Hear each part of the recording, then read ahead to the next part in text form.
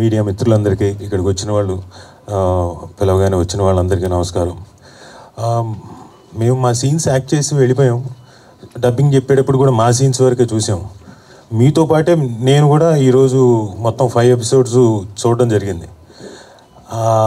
ఒక్కసారికి వీళ్ళ పర్ఫార్మెన్స్ తోటి మన ప్రజ్వల్ కానివ్వండి, సాయి కానివ్వండి, అలాగే అనిరుద్ధ్ కానివ్వండి, వీళ్ళు చేసిన కోచేష్టలతోటి నేను కూడా ఒక్కసారి దాదాపుగా ఒక 35 సంవత్సరాలకు వెనక్కి వెళ్ళిపోయాను.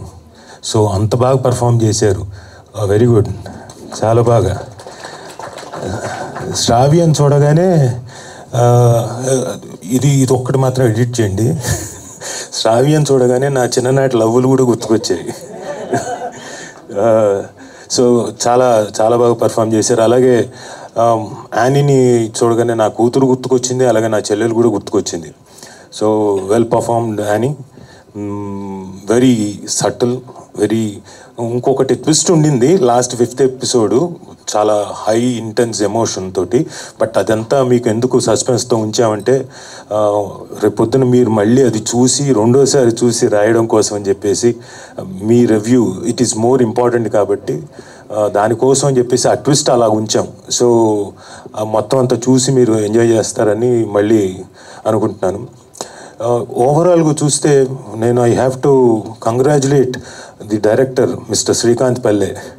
నేను వాళ్ళ ఆవిడని అడిగాను, ఆవిడ నా పక్కన కూర్చున్నారు. ఆవిడ విపరీతంగా నవ్వుతోంది అన్ని సీన్స్కి, వాళ్ళు చేస్తున్న కోతి పనులకి అన్నిటికీ.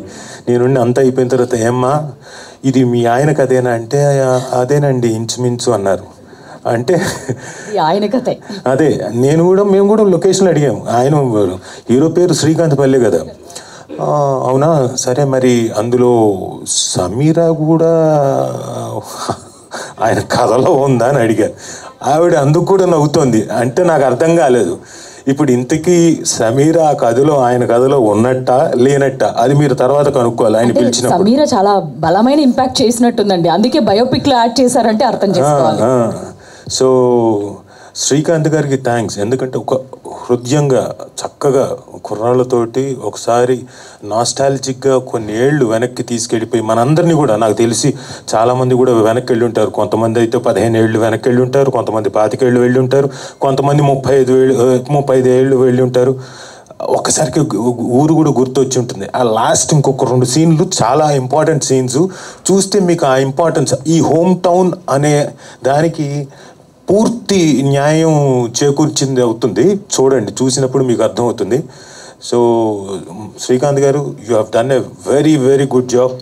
యాజ్ ఎ న్యూ డైరెక్టర్ అయినా కానీ స్క్రిప్ట్ రైటింగ్ అంటే మాటలు కాదు, అలాంటిది చాలా ఎఫెక్టివ్గా. నేను ఫస్ట్ టైం నేను చూడడం ఈ 4 ఎపిసోడ్లు మేము చేసినప్పుడు ఓకే, సీన్స్ ఏదో చేసాం, బాగా చేసాం, త్రూ అవుట్ ఉన్నాం ఒక క్యారెక్టర్లో అని చెప్పేసి ఒక ఆనందం ఉంది. కానీ అంటే డబ్బింగ్ చెప్పేటప్పుడు, బట్ మొత్తం అన్ని ఎపిసోడ్లు చూసిన తర్వాత థియేటర్ మొత్తం ఇక్కడ కూర్చున్న వాళ్ళు చాలామంది నవ్వారండి, పగలబడి నవ్వారు, వెనక కూర్చున్న వాళ్ళు నవ్వారు, ముందు కూర్చున్న వాళ్ళు నవ్వారు. ఐ థింక్ ప్రెస్ వాళ్ళు కూడా చాలామంది నవ్వారు. ఏ సార్ నవ్వారా లేదా?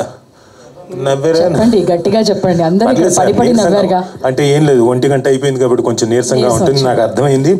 బట్ నాకు ఆ రెస్పాన్స్ చూసి చాలా ఆనందం వేసింది. బికాస్ ఎవ్రీవన్ వాళ్ళు ఎంజాయ్ చేశారు. ఇక్కడ థియేటర్ ఎంజాయ్ చేశారంటే ప్రతి ఇంట్లో they will definitely enjoy. Congratulations for that.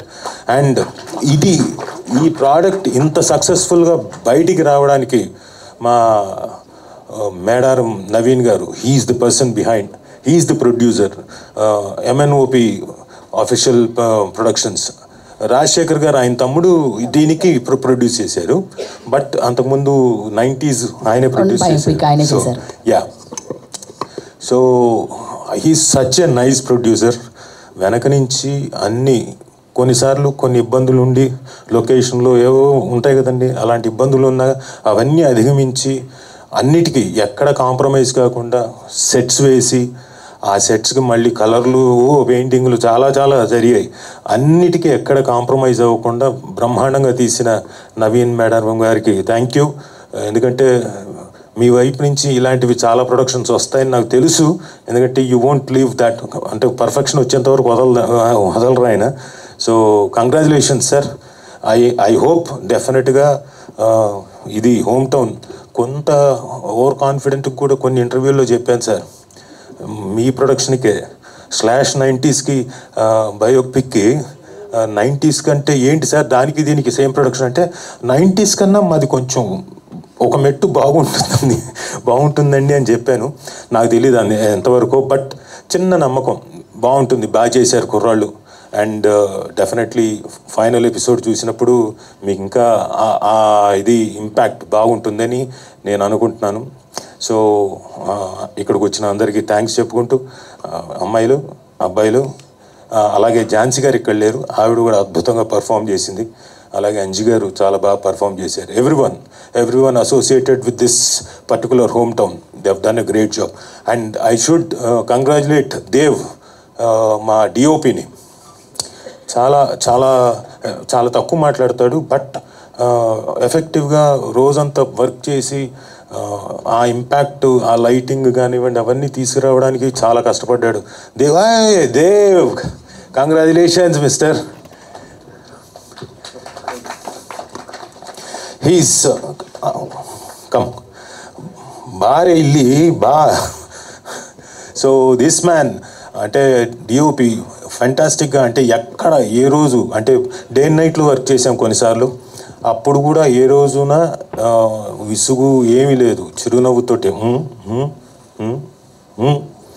Back front ఇవన్నీ కూడా లేదు, ఓన్లీ సౌజ్ఞాలతోటే. So his dedication and he has done a very fantastic job. And లక్కీగా ఆయన ప్రొడక్షన్ ఇంకోటి చేస్తున్నాను, అది మా సత్యదేవ్ గారి, యాక్టర్ సత్యదేవ్ గారి ప్రొడక్షన్లో he is DOP for that.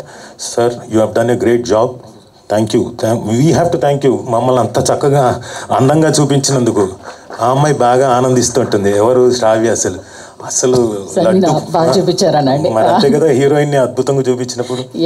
Even Annie కూడా చాలా అందంగా చక్కగా, మన ఇంటి అమ్మాయిలాగా, మన పక్కింటి అమ్మాయిలాగా చక్కగా యానీని కూడా చూపించినందుకు. సో అండ్ సురేష్ బొబ్బిలి గారు వచ్చారు లేదో నాకు తెలియదు. సార్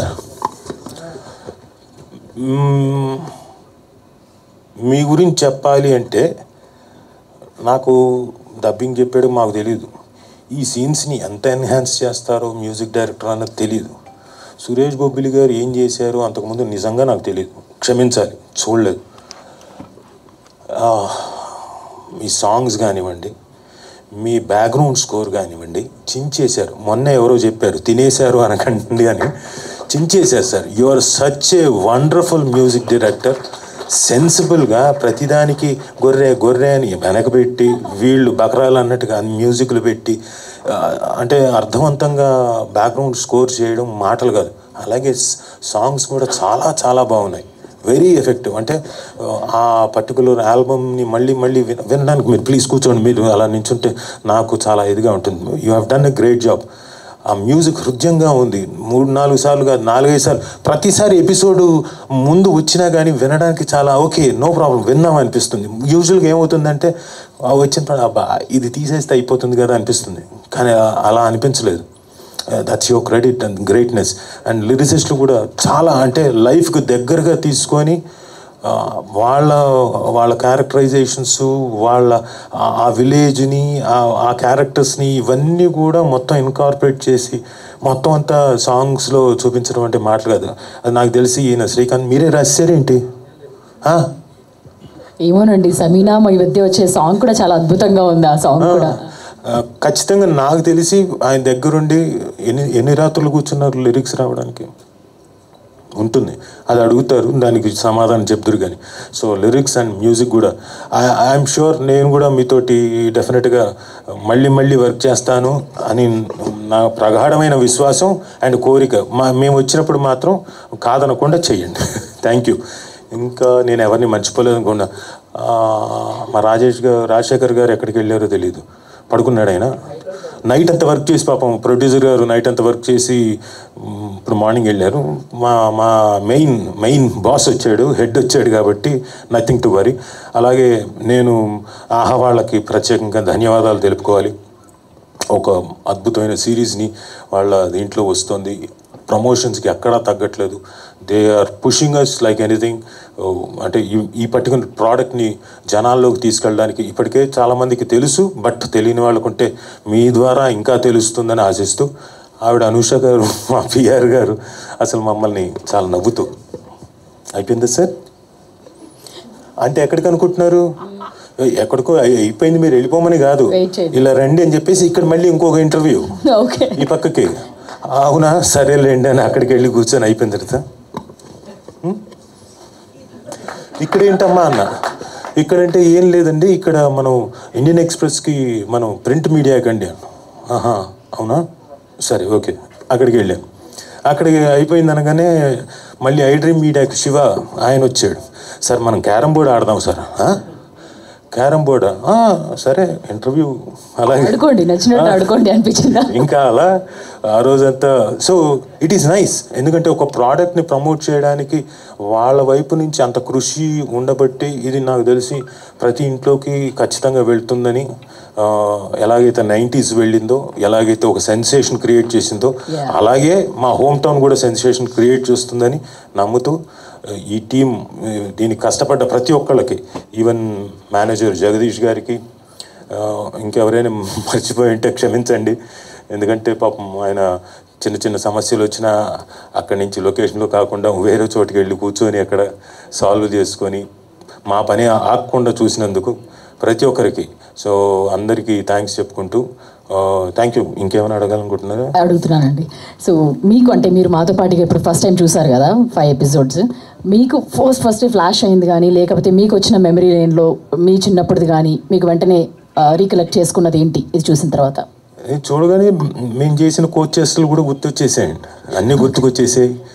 చెప్పాను కదండి, శ్రావ్యం చూడగానే నా చిన్ననాటి లవ్ కూడా గుర్తొచ్చేసిందని. సో అమ్మాయిని చూసి కాదు, నా చిన్ననాటి లవ్ చూసి. సుమగారికి తెలుసా ఇది?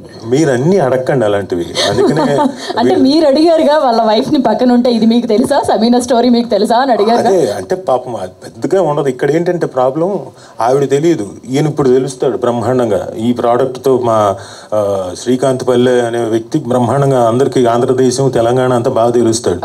కానీ నా పరిస్థితులు ఏంటంటే నేను తెలుసు, సుమా తెలుసు, కాబట్టి ఏమవుతుంది, ఇప్పుడు నేను వెళ్ళాను అనుకోండి, ఇవన్నీ మీరు ఇలా అడిగారు అనుకోండి, ఇంటికి వెళ్ళిన తర్వాత నీకు తైలం పెట్టి తాళం పెట్టి తలాంగుతో అలాంటి తెమ్మో, చిన్ననాటి జ్ఞాపకాలని చేదు జ్ఞాపకాలు అవుతాయేమో ఇంటికి వెళ్ళిన తర్వాత.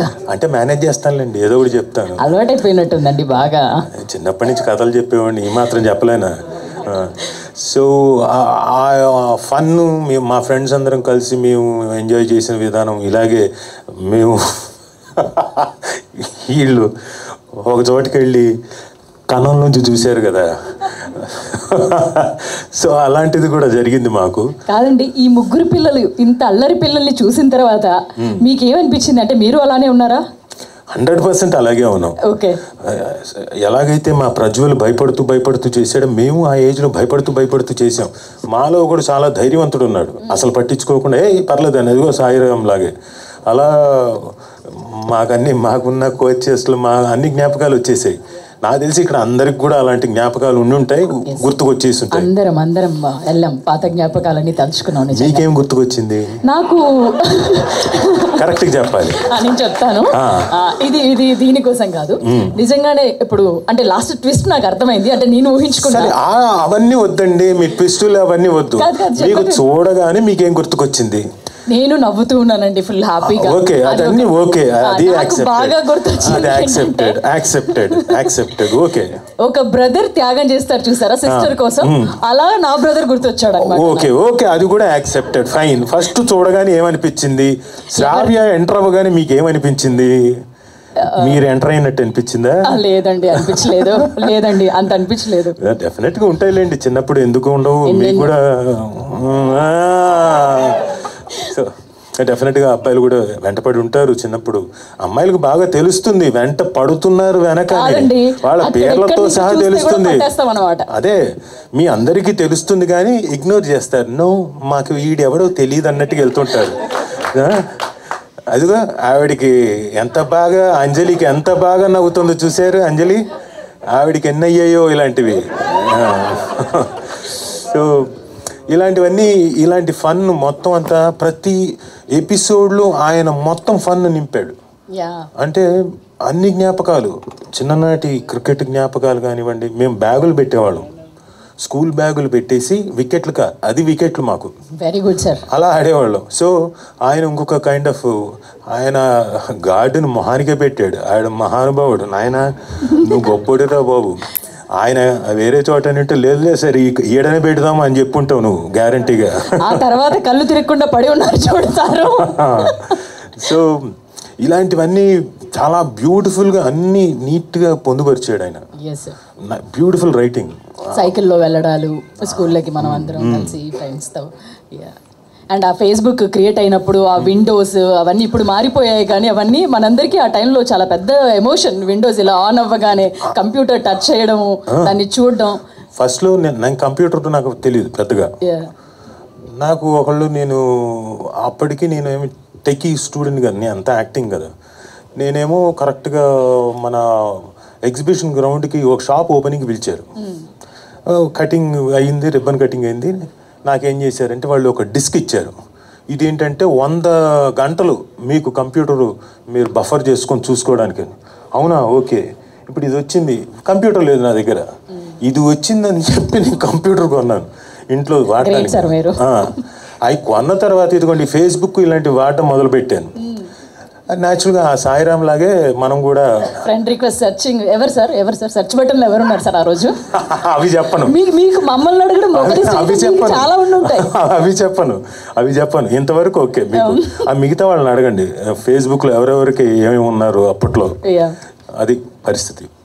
Thank you sir, thank you so much for sharing all those memories and all. And చాలా ఎంజాయ్ చేసాం. అండ్ ఆ క్లైమాక్స్ కోసం కూడా మీరు అన్నట్లు రెండోసారి చూసి వీళ్ళందరూ కూడా చాలా నవ్వారు, ఎంజాయ్ చేశారు. కాబట్టి అద్భుతమైన రివ్యూస్తో జనాలందరూ కూడా చూస్తారని కోరుకుంటున్నాం. Thank you very much. Thank you sir.